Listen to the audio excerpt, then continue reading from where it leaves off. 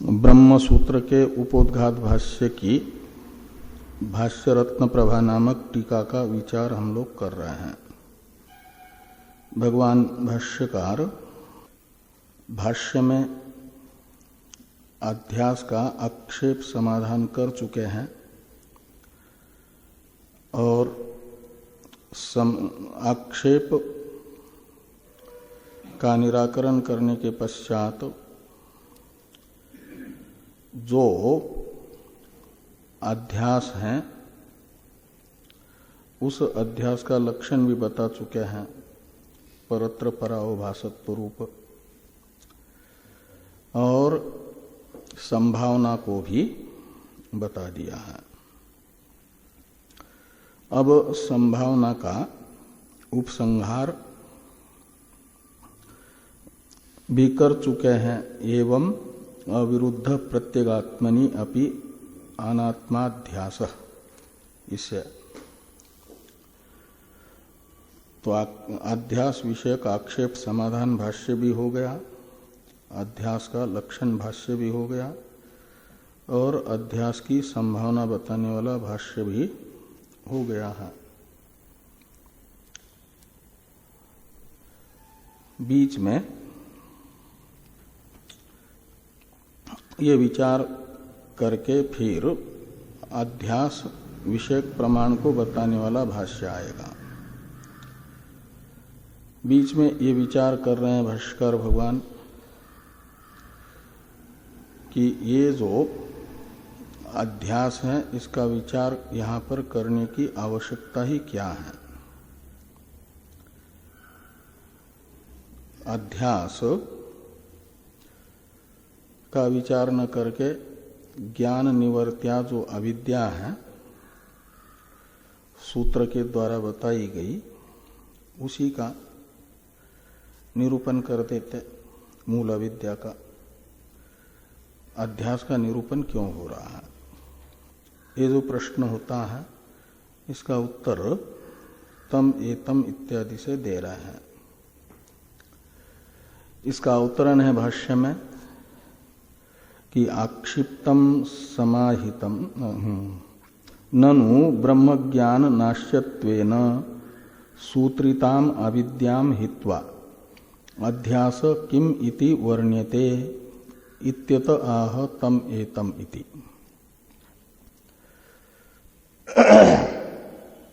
ननु निपात है शंकार्थ में, शंका है। क्या शंका है कि ब्रह्म ज्ञान नाश्यत्वेन सूत्रिताम अविद्याम हित्वा, तो ब्रह्म ज्ञान से निवर्त्य, नाश्य यानी बाध्य, तो ब्रह्म ज्ञान से बाध्यत्वेन रूपेण सूत्रित जो अविद्या है, अविद्या ने मूल अविद्या, उसे छोड़ करके अध्यास किम इति वर्ण्यते, तो ब्रह्म ज्ञान निवर्त्यत्वेन रूपेण सूत्रित जो अविद्या है उसका निरूपण छोड़ करके अध्यास का निरूपण किस उद्देश्य से किया जा रहा है, ये प्रश्न हुआ, ये शंका हुई। तो इसका उत्तर दिया जा रहा है तम एतम इत्यादि से। तम एतम एवं लक्षणम अध्यासम पंडिता अविद्या इति मन्यन्ते। तो कहते पंडित यानी शास्त्रज्ञ पुरुषों के दृष्टि में, आत्मज्ञ पुरुषों की दृष्टि में, विवेकी पुरुषों की दृष्टि में यह अध्यास ज्ञान निवर्त्या अविद्या का उपादेय होने से, यानी कार्य होने से, अविद्या इसकी उपादान होने से, अविद्या है मिथ्या अज्ञान और मिथ्या ज्ञान निमित्त इस पद से पहले बता चुके हैं कि मिथ्या अज्ञान रूप अविद्या उपादानक अध्यास है। तो मृत उपादानक घट को जैसे मिट्टी कहा जाता है, सुवर्ण उपादानक अंगूठी को सुवर्ण कहा जाता है। पांच भौतिक उपादानक देह को पांच भौतिक कहा जाता है। हाँ, ऐसे अविद्या उपादानक अध्यास को भी विवेकी लोग अविद्या ही कहते हैं। ये उपादान ही तो उपादान के रूप में अभिव्यक्त होता है। विवर्त उपादान की उपादेय के रूप में अभिव्यक्ति वो विवर्तित होता है और परिणामी उपादान उपादेय के रूप में परिणत होता है। इसलिए उपादेय जो है वह उपादान से अतिरिक्त नहीं होता। रस्सी का विवर्त सर्प रस्सी से अलग नहीं, रस्सी ही सर्प रूप से विवर्तित हो रही है। और ये जो परिणामवाद के अनुसार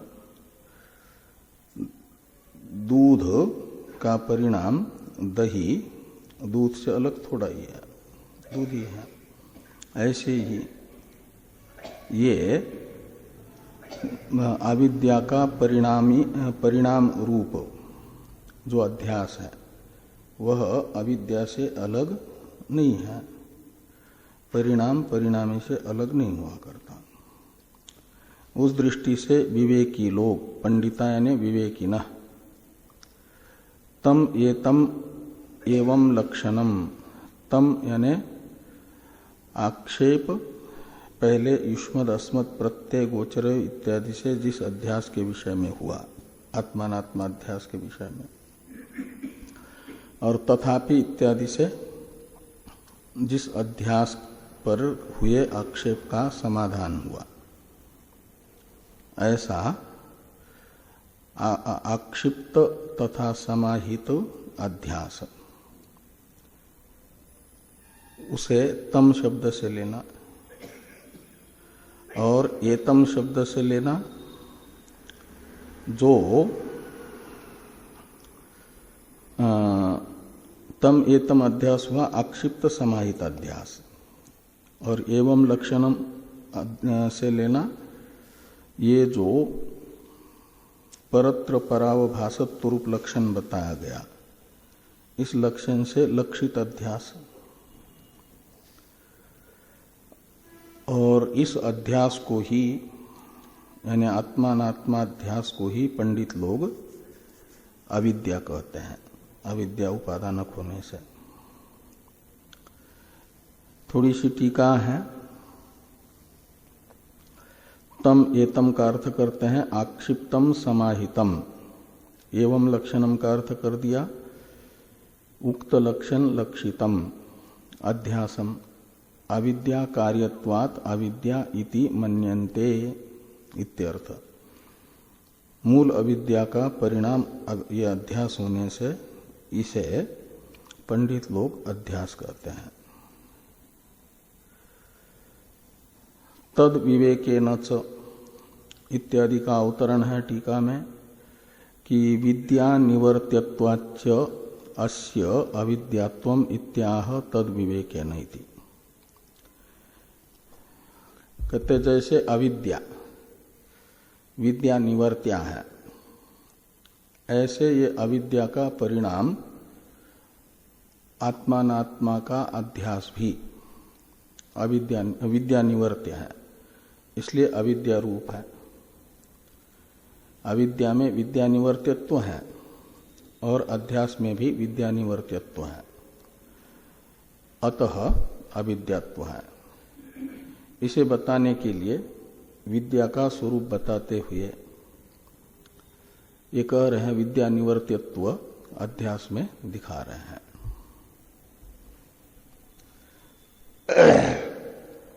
तद विवेकेन च वस्तु स्वरूप अवधारणम विद्याम आहु, यहां पर भी आहु का करता है पंडिता यानी विवेकिना। तो तद विवेकेन का अर्थ है जो तत्शब्द से ग्राह्य है अध्यस्त वस्तु। उस अध्यस्त वस्तु से, जो अध्यस्त वस्तु है अर्थाध्यास है, उस अर्थाध्यास से विवेकेन, यानी अध्यस्त वस्तु से अध्यस्त वस्तु का निषेध द्वारा अधिष्ठान के स्वरूप का निर्धारण, इसे तद विवेकेन च वस्तु स्वरूप अवधारणम ये कहा जा रहा है। तो तद विवेकेन में विवेक शब्द से लेना निषेध, निषेध करके, निषेध है ना, तो अध्यारोप का अपवाद, ये तद विवेक है। तो जो आत्मा में स्वरूपतः अध्यस्त है अहंकार आदि, अनात्मा मात्र, उस अनात्मा मात्र अध्यस्त के निषेध द्वारा, तद विवेक का अर्थ है अध्यारोप अपवाद से, वस्तु स्वरूप अवधारणम, इसमें वस्तु शब्द का अर्थ है अधिष्ठान। तो अनात्मा का अधिष्ठान है आत्मा, इसलिए वस्तु शब्द से लेना है आत्मा को, और तत् शब्द से लेना है अध्यस्त अनात्मा को। तो अध्यस्त अनात्मा से विवेक, वह है अध्यस्त मात्र का निषेध, नेति नेति। तो अध्यस्त मात्र का निषेध करके जो वस्तु है अधिष्ठान आत्मा, उसके स्वरूप का निर्धारण, अवधारण, यही है विद्या। अनात्मा मात्र का निषेध पूर्वक आत्मावधारण, इसे पंडित लोग विद्या बताते हैं। ये विद्या है ऐसा कहते हैं। थोड़ा भाष्य है, टीका है थोड़ी।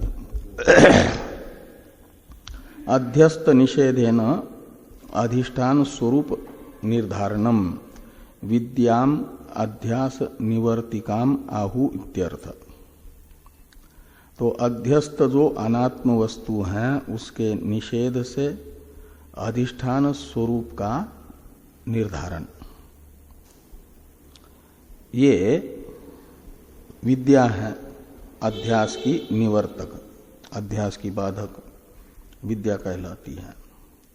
इस प्रकार इस विद्या से निवर्त्यत्व अध्यास में होने से अध्यास अविद्या के तरह अविद्या है।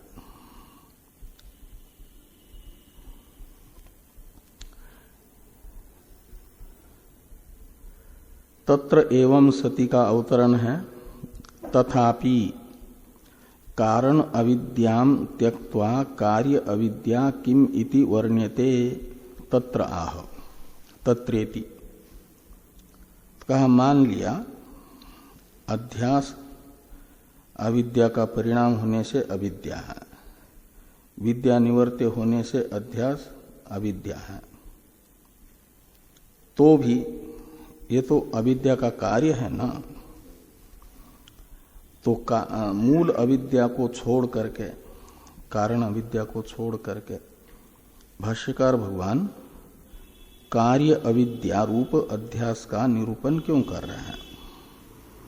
मूल का निरूपण करना चाहिए, कार्य का निरूपण क्यों कर रहे हैं? ये प्रश्न होता है। इस प्रश्न का उत्तर देने के लिए तत्र एवं सति इत्यादि वाक्य है। इसलिए कहा कि तथापि, तथापि का अर्थ निकलेगा अविद्या परिणामित्वेन तथा विद्या बाध्यत्वेन, अध्यास में अविद्यात्व सिद्ध होने पर भी, तथापि का अर्थ है कारण अविद्याम हि त्यक्त्वा कार्य अविद्या किमिति वर्ण्यते तत्र आह तत्रेति। तो भाष्य में देखिए, तत्र एवं सति यत्र यद अध्यास तत्कृतेन दोषेण गुणेन वा अनुमात्रेणापि स न संबध्यते। तो तत्र एवं सति,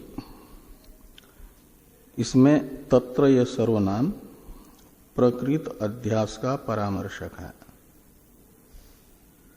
तो तत्र यानी तस्मिन् अध्यासे, एवं सति का अर्थ है अविद्यात्वे सति।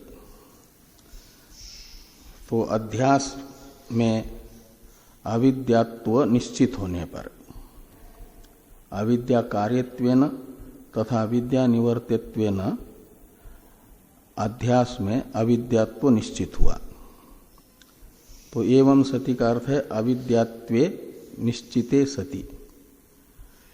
तो अध्यास में अविद्यात्व का निश्चय होने पर, तत्र एवं सति का अर्थ है ये अध्यास अविद्या है, ये निश्चित होने पर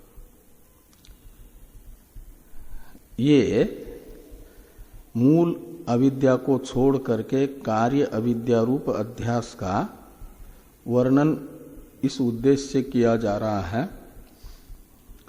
कि एक वेदांत का सिद्धांत भाष्यकार भगवान यहां पर बताना चाहते हैं।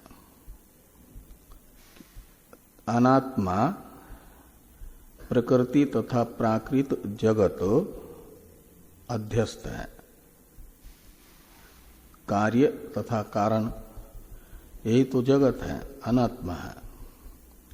प्रकृति रूप अनात्मा कारण अविद्या है और प्राकृत आकाश आदि जगत रूप कार्य अविद्या है अर्थाध्यास में, और इनका ज्ञान ज्ञानाध्यास है अहंतया या ममतया। तो ये जो अध्यस्त है प्रकृति तथा प्राकृत जगत रूप अनात्मा, इसका अधिष्ठान है आत्मा। आत्मा अनध्यस्त है, आत्मा का स्वरूप अध्यास नहीं है ना, वो अनध्यस्त है, सत्य है।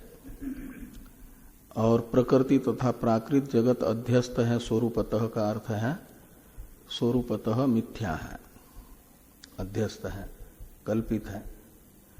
तो प्रातिभाषिक सत्ता वाला हुआ और अनध्यस्त आत्मस्वरूप पारमार्थिक सत्ता वाला हुआ। तो अधिष्ठान तथा अध्यस्त वस्तु विषम सत्ताक होने से परमार्थ सत्ता वाले आत्मस्वरूप में प्रातिभाषिक सत्ता वाले अध्यस्त प्रकृति तथा प्राकृत अनात्म वस्तु में विद्यमान जो गुण तथा दोष है, उनका वस्तुतः अपने अधिष्ठानभूत आत्मा के साथ कोई संश्लेष नहीं होगा, संबंध नहीं होगा। यत्किंचित भी वस्तुतः गुण या दोष अध्यस्त वस्तु का अधिष्ठान में नहीं जाएगा, क्योंकि समान सत्ताक पदार्थों में ही वास्तविक संबंध होता है, और विषम सत्ताक पदार्थों में संबंध होगा तो कल्पित संबंध होगा। तो कल्पित का अर्थ होता है मिथ्या।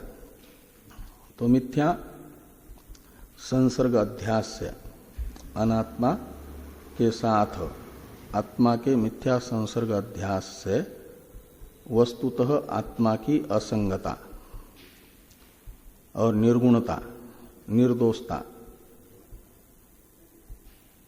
वो किसी प्रकार से विकृत नहीं होगी। वो असंग ही रहेगा, निर्गुण ही रहेगा, निर्दोष ही रहेगा। निर्दोषम ही समम ब्रह्म के अनुसार दोष रहित ही रहेगा। अध्यस्त का गुण या दोष आत्मा में नहीं आएगा। ये जो वेदांत का सिद्धांत है, इसे भाष्यकार भगवान अभिव्यक्त करना चाहते हैं, इसीलिए अध्यास का वर्णन कर रहे हैं।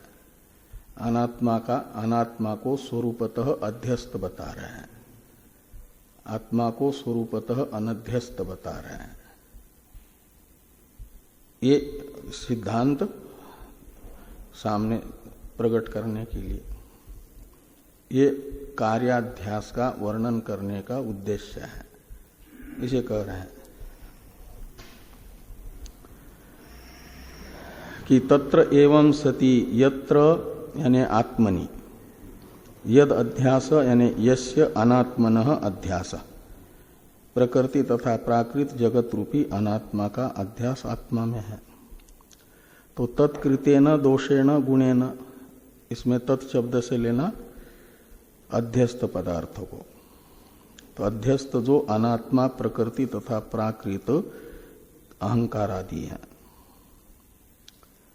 अध्यस्त कार्य तथा कारण, तत्कृत दोष या गुण हो गए अनात्मा के धर्म, गुण दोष। वो जो अनात्मा के धर्म है गुण दोष, उनसे और अनुमात्रेणापि, ये भी गुणेन दोषेन का विशेषण है।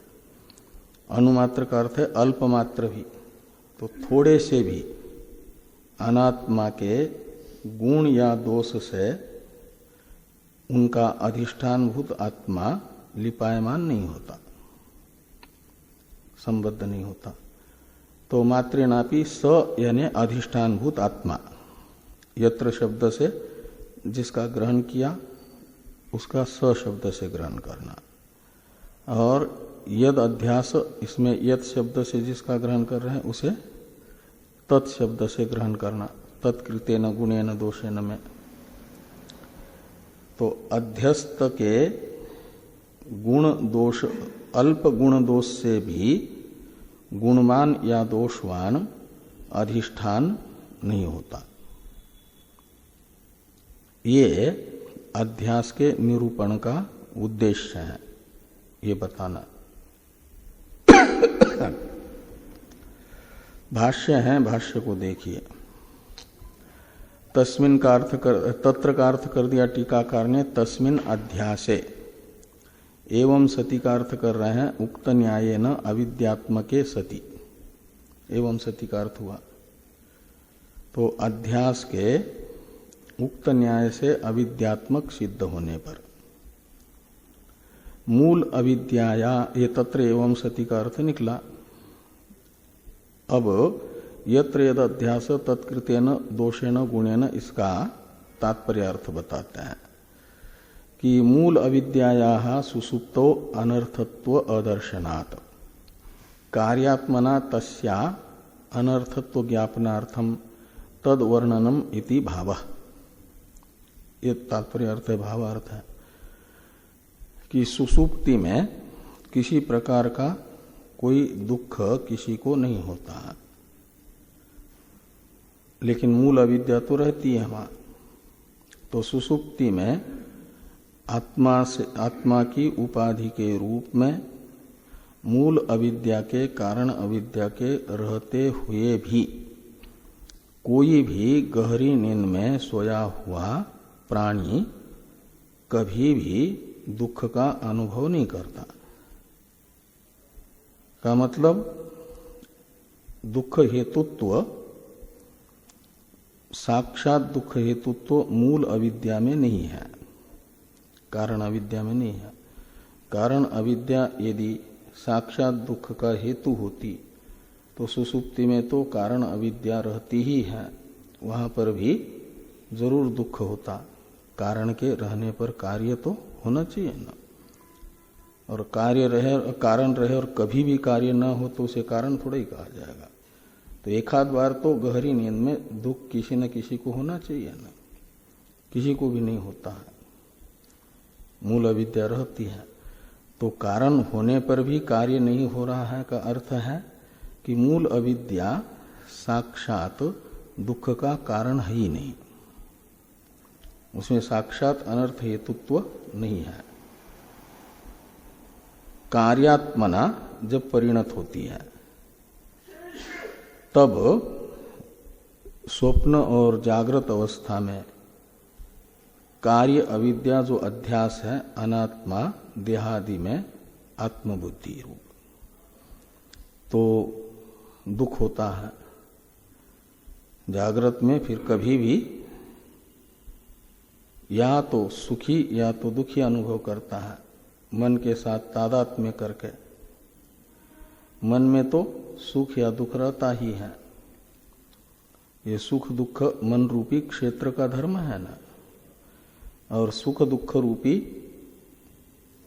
धर्म से युक्त जो अंतःकरण रूपी क्षेत्र है, मन रूपी क्षेत्र है, उसमें तादात्म्य अभिमान रूप कार्य अविद्या हो जाती है। तो जागृत और स्वप्न में या तो अपने को सुखी अनुभव करता है या तो दुखी अनुभव करता है। का मतलब अध्यस्त के गुण दोषों का आरोप अपने में करता है। कार्य विद्या होती है तो सुख या दुख होता है, यानी अध्यस्त के गुण दोष आत्मा में आरोपित होते हैं।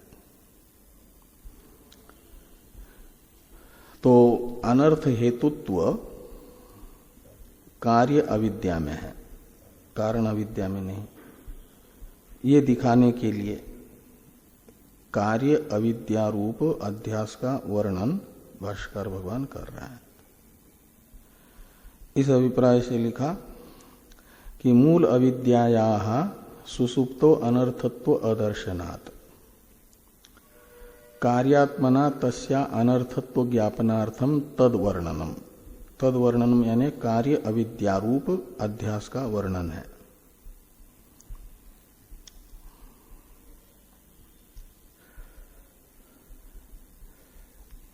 तत्कृतेन दोषेण गुणेन वा अनुमात्रेणापि स न संबध्यते। इन शब्दों का अर्थ बता रहे हैं टीकाकार शब्दार्थ। अध्यस्तकृत गुण दोषाभ्याम अधिष्ठानम न लिप्यते इति अक्षरार्थ, यानी शब्दार्थ। ये तत्कृतेन दोषेण गुणेन वा अनुमात्रेणापि स न संबध्यते, इसका अर्थ है कि अध्यस्त जो वस्तु है उसके थोड़े भी गुण या दोष से आत्मा, अधिष्ठान रूप आत्मा गुणवान या दोषवान नहीं होता।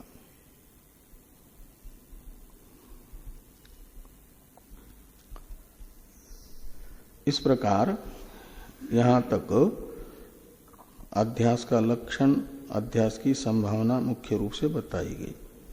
बीच में अध्यास का वर्णन क्यों किया जा रहा है, ये सब प्रश्न हुआ, उसका समाधान हुआ। पहले कहा गया था कि 3 का वर्णन किया जा रहा है, लक्षण, संभावना, प्रमाण। तो लक्षण का निरूपण भी हो गया, संभावना का निरूपण भी हो गया अध्यास के। अब प्रमाण का, अध्यास विषयक प्रमाण का निरूपण ग्रंथ प्रारंभ होता है। तम एतम अविद्याख्यम इत्यादि से। इसका अवतरण लिखते हैं टीकाकार।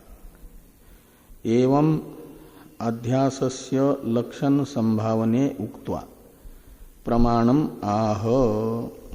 इस प्रकार अध्यास का लक्षण और संभावना को बता करके अध्यास विषयक प्रमाण को भाष्यकार भगवान बताते हैं। तम एतम अविद्याख्यम आत्मानात्मनोः इतरेतर अध्यासम पुरस्कृत्य सर्वे प्रमाण प्रमेय व्यवहारा लौकिका वैदिकाश्च प्रवृत्ता। तो तम एतम अविद्याख्यम आत्मानात्मनो इतरेतर अध्यासम, इसमें तम इस सर्वनाम का अर्थ है यथा वर्णितम। एतम इस सर्वनाम का अर्थ है साक्षी प्रत्यक्ष सिद्धम, साक्षी सिद्ध, साक्षी वेद्य जो अध्यास। तो परत्र परावभास रूप जो साक्षी वेद्य अध्यास है वो किसका अध्यास है? तो आत्मानात्मा का इतरेतर अध्यास, यानी आत्मा में अनात्मा अहंकार आदि का स्वरूप अध्यास तथा संसर्ग अध्यास, आत्मा का अनात्मा में संसर्गाध्यास, स्वरूप अध्यास नहीं। अध्यासम पुरस्कृत्य का अर्थ है हेतु कृत्य, पुरस्कृत्य यानी पूर्व में रख करके। तो पूर्व में तो होता है कारण, फिर कार्य प्रवृत्त होता है। कार्य अपने अव्यवहित पूर्व क्षण में कारण को रख करके ही निष्पन्न होता है ना। इसलिए पुरस्कृत्य यानी कारणम कृत्वा, हेतुम कृत्वा, ये पुरस्कृत्य का अर्थ निकलेगा। किसको हेतु बना करके? तो अध्यास को। आत्मानात्मा का जो परस्पर अध्यास है उसे हेतु बना करके ही सर्वे प्रमाण प्रमेय व्यवहारा प्रवृत्ता, ऐसा अन्वय करना।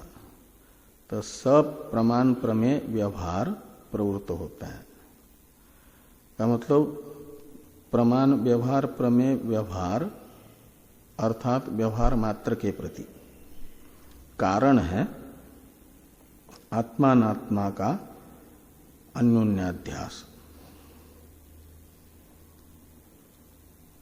जिस अध्यास का वर्णन किया भाष्यकार भगवान ने, वह प्रमाण व्यवहार प्रमेय व्यवहार का हेतुभूत अध्यास है। अनात्मा अहंकारादि के साथ आत्मा का अध्यास संसर्गाध्यास होता है। अनात्मा अहंकारादि का आत्मा में स्वरूप अध्यास तथा संसर्गाध्यास होता है। तभी आत्मा में प्रमातृत्व धर्म आता है, और आत्मा प्रमाता होगा तभी प्रमाण है प्रमा का करण। तो प्रमारूपी कार्य की निष्पत्ति के लिए प्रमाण का प्रवर्तक प्रमाता बनेगा ना। जैसे कुलाल घट निष्पत्ति अनुकूल व्यापार करने में प्रवर्तक बन जाता है दंड चक्रादि का। ऐसे चक्षुरादि प्रमाणों का प्रवर्तक रूपादि विषयक प्रमा के निष्पत्ति में प्रवर्तक बनेगा प्रमाता। और प्रमाता आत्मा स्वतः नहीं है, आत्मा में स्वतः प्रमातृत्व नहीं है। शरीर इंद्रिया मन अहंकार आदि के साथ आत्मा का संसर्गाध्यास होता है। इनका स्वरूप अध्यास तथा संसर्ग अध्यास आत्मा के साथ होता है, तभी आत्मा में प्रमातृत्व धर्म आता है। और वेदांत प्रतिपाद्य आत्मा के स्वरूप का जैसे ही अनुसंधान पूरा हो जाता है मय के रूप में, तो फिर वेदांत के आचार्य बताते हैं कि आत्मा में प्रमातृत्व नहीं रहता। अन्वेष्टव्यात्म विज्ञानात् प्राक प्रमातृत्वमात्मनः अन्विष्टस्यात् प्रमातैव पाप्मदोषादि वर्जितः। तो अन्वेष्टव्य जो आत्मवस्तु है उससे उसका अन्वेषण करने से पहले तक, अन्वेषण है उसका मय के रूप में अनुसंधान, और वो पूरा होने तक ही आत्मा को प्रमाता कहा जाता है। और जैसे अन्वेषण पूरा हो जाता है का मतलब वेदांत वेद्य वस्तु मय के रूप में अनुभव में आती है, तो उस समय फिर प्रमाता प्रमाता नहीं रहता। अन्विष्टस्यात् प्रमातैव पाप्म दोषादि वर्जित, तो पाप्म दोषादि वर्जित है अपहत पापमा इत्यादि से बताया गया प्रजापति विद्या में आत्मस्वरूप ब्रह्म। तो ये प्रमाता ही ब्रह्म हो जाता है, ब्रह्म रूप से अभिव्यक्त होता है। फिर प्रमाता प्रमाता नहीं रहता, जीव भाव का बाद हो जाता है ना, ब्रह्म भाव की अभिव्यक्ति होती है। का मतलब ये जीव भाव अर्थात प्रमातृत्व ये भी अध्यस्त है।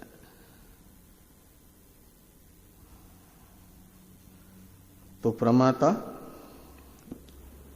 ये आत्मानात्मा का परस्पर अध्यास होता है तब प्रमातृत्व आता है। जीव भाव आता है, और जीव को ही इंद्रियादि रूप प्रत्यक्ष प्रमाण और परामर्श ज्ञान आदि अनुमान प्रमाण की जरूरत होती है। प्रमाण किसके लिए है? ब्रह्म तो स्वयं प्रकाश है, उसमें सर्वज्ञता है, उनको प्रमाण की जरूरत नहीं है। वो स्वरूपत ही सबका अवभाषक है, भानता है ना। और तस्य भाषा सर्वमिदं विभाति।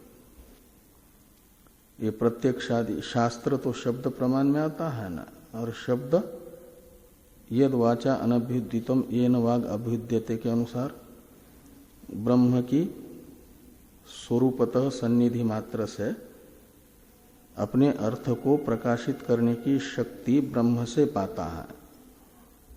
जो शब्द वह ब्रह्म को प्रकाशित नहीं कर सकता, इसलिए ब्रह्म तो स्वतः सिद्ध है, स्वप्रकाश है। और सारे प्रमाण अपने अपने प्रमेय को प्रकाशित करने की शक्ति जिस चेतन से पा रहे हैं वह चेतन ब्रह्म है, मैं आत्मा। तो उस समय फिर वो प्रमाता नहीं रहता। प्रमाता को प्रमेय को जानने के लिए प्रमाण की अपेक्षा होती है, और वो प्रमाता स्वयं अध्यस्त है, ये कह रहे हैं। तो ये जो इतरेतर अध्यास है आत्मानात्मा का, ये होता है तब प्रमाता सिद्ध होता है, और प्रमाता के अधीन ही सभी प्रमाण व्यवहार प्रमेय व्यवहार होते हैं। तो आत्मानात्मा का अध्यास नहीं होगा तो प्रमाता सिद्ध नहीं होगा, प्रमाता नहीं होगा तो प्रमाण व्यवहार प्रमेय व्यवहार नहीं बन पाएगा। तो सर्वे प्रमाण प्रमेय व्यवहारा लौकिका वैदिकाश्च प्रवृत्ता अध्यासम पुरस्कृत्य, मतलब अध्यास निमित्तक ही सारे प्रमाण प्रमेय व्यवहार है। वो दो प्रकार के हैं, लौकिक यानी लौकिक प्रत्यक्षादि प्रमाण तथा उनके विषयक प्रमेय व्यवहार को लौकिक प्रमाण प्रमेय व्यवहार कहा जाएगा। और वैदिक वेद रूपी प्रमाण तथा मैं ब्राह्मण हूं तो मेरा ये कर्तव्य है, वेद ने बताया हुआ। मैं क्षत्रिय हूं तो मेरा ये कर्तव्य है, ऐसा वो प्रमेय व्यवहार शास्त्र प्रतिपादित।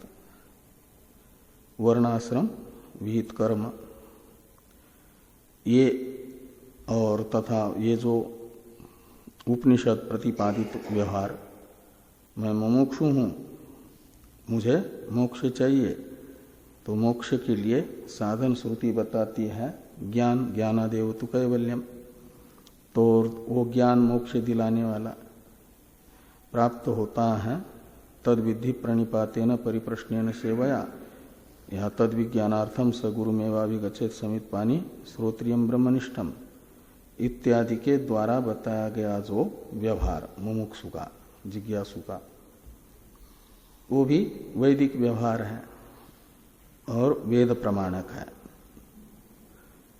तद विज्ञानार्थम स गुरु में भावगच्छित इत्यादि वेद है, और तत्प्रमाणक व्यवहार हुआ जिज्ञासु बन करके समित पानी होकर के ब्रह्म ज्ञान की इच्छा से श्रोत्रिय ब्रह्मनिष्ठ आचार्य के शरणागत होना। ये सारे व्यवहार वैदिक व्यवहार है। सत्यम वद, धर्मंचर इत्यादि विधि वाक्य के द्वारा प्रतिपादित सत्यवदनादि रूप व्यवहार वैदिक व्यवहार है। मां हिंसा सर्वभूतानि इत्यादि से अहिंसा का पालन वैदिक व्यवहार है, निषेध शास्त्र के द्वारा बताया गया। तो ये माना जाएगा वैदिक प्रमाण प्रमेय व्यवहार। और लौकिक प्रमाण प्रमेय व्यवहार है प्रत्यक्षादि प्रमाण तथा प्रत्यक्षादि प्रमाणों से होने वाला जो व्यवहार, प्रत्यक्षादि प्रमाण मूलक व्यवहार। ये सारे के सारे इनके मूल में प्रमाता है, और प्रमाता में प्रमातृत्व का प्रयोजक आत्मानात्मा का अन्योन्याध्यास है, परस्पर अध्यास है। इसलिए अध्यास मूलक ही सभी लौकिक प्रत्यक्षादि प्रमाण प्रमेय व्यवहार तथा वैदिक व्यवहार भी है, ये निश्चित होता है। अध्यास व्यवहार का हेतु है, इसलिए प्रमाणादि व्यवहार हेतुत्वेन रूपेण अध्यास की सिद्धि होगी, ये बताया जा रहा। पर्वत में धूम है, धूम दिख रहा है कार्य वन्य का, तो जरूर उसका कारणभूत वन्य होगा, बिना आग के धुआं नहीं निकलता। तो धुआं है तो आग जरूर होगी, ये निश्चय होता है ना। कार्य के बिना कारण, कारण के बिना कार्य नहीं होता है। कार्य धूम दिख रहा है तो उसके कारण वन्य का अनुमान होता है। इसीलिए हमें लौकिक तथा वैदिक प्रमाण प्रमेयादि व्यवहार की अनुभूति हो रही है, तो ये अपने कारणभूत अध्यास के बिना, आत्मानात्मा के अध्यास के बिना संभव नहीं है। जैसे धूम वन्य के बिना संभव नहीं है, ऐसे आत्मानात्मा के अध्यास के बिना लौकिक तथा वैदिक प्रमाण प्रमेय व्यवहार रूपी कार्य संभव नहीं है। तो वो अपने कारण आत्मानात्मा के अध्यास का ज्ञापक बन जाएगा, अनुमान में हेतु बन जाएगा। हाँ, ये सब है। वो प्रयास कर रहा है प्रमाता, हाँ ठीक है, और जानना है अधिष्ठान को, ठीक है। वो समस्या बड़ी ये है, वो कैसे होता है? हाँ? कैसे हो सकता है? व्यस्त जब अधिष्ठान को जानने का प्रयास करेगा, हाँ तो हो जाता है जब उसके पास, हाँ हाँ वही, हाँ कैसे होता है? हो जाता इस प्रकार है कि जब तक चित्त में साधन निवर्त्य दोष है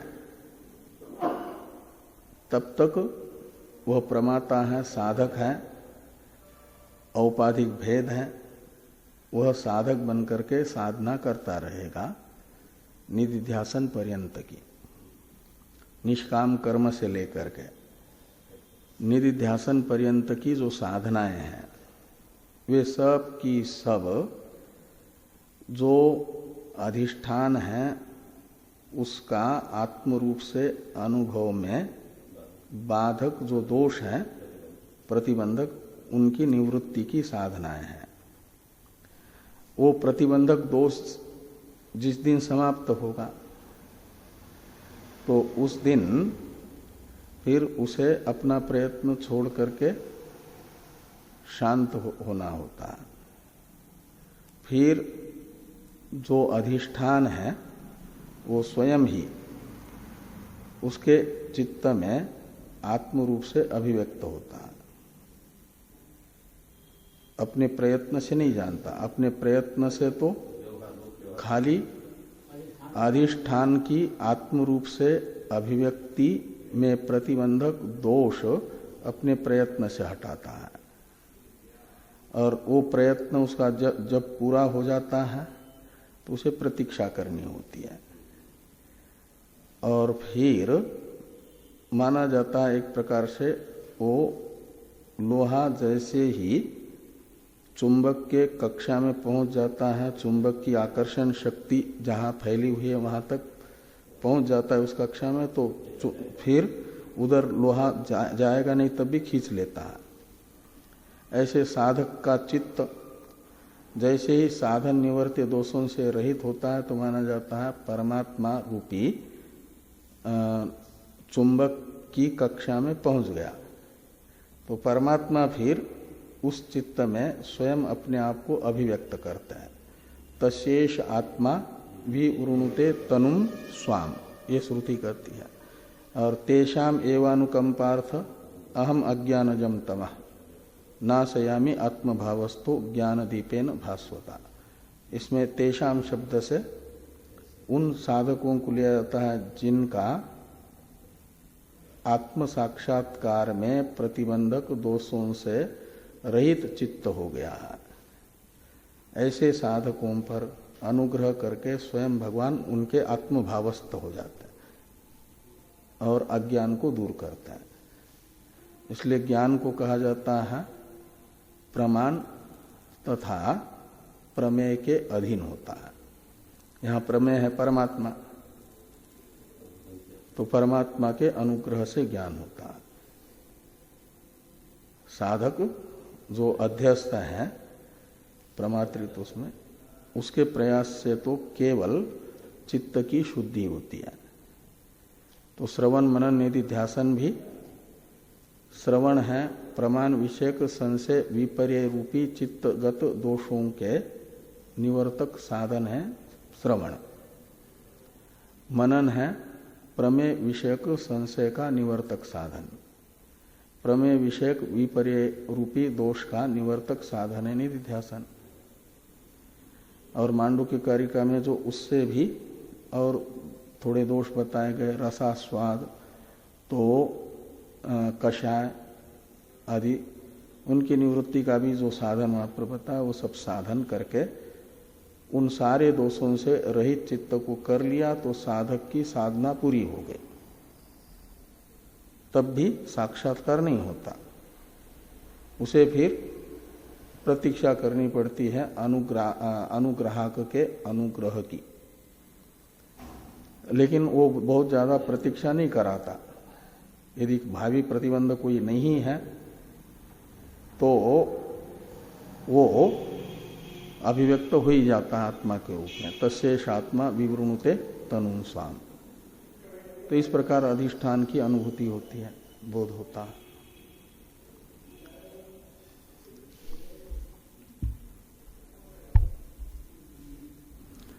तो सर्वे प्रमाण प्रमेय व्यवहारा लौकिका वैदिकाश्च अध्यासम पुरस्कृत्य प्रवृत्ता, ऐसा नहीं करना, अध्यास को ही निमित्त बना करके प्रवृत्त होते हैं।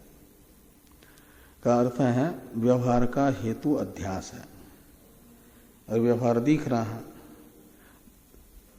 पीनो देवदत्त दीवान भूंगते, तो देवदत्त का पीनत्व अनुभव में आ रहा है। और कहते हैं दिन में नहीं खाता है तो निश्चित है खाए बिना तो पीन हो नहीं सकता, तो रात में खाता है। तो रात में खाते हुए तो किसी ने देखा नहीं, लेकिन रात में खाने की अर्थापत्ति प्रमा होती है। जैसे ऐसे यहाँ पर भी अनुभूयमान व्यवहार, प्रमाण प्रमेय व्यवहार, लौकिक वैदिक अन्यथा अनुपपत्या, वो अपने हेतुभूत आत्मानात्मा के अध्यास का साधक बनेगा, निश्चायक बनेगा। तो अर्थापत्ति प्रमाण तथा अनुमान प्रमाण बताया गया।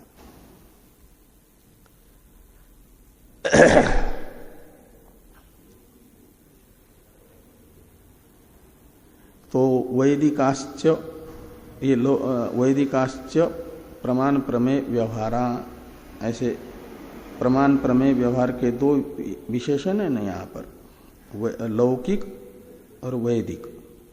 और वैदिक प्रमाण प्रमेय के भी, प्रमाण प्रमेय व्यवहार के भी अवान्तर दो भेद हैं। वेद में दो प्रकरण है ना, कर्मकांड ज्ञान कांड।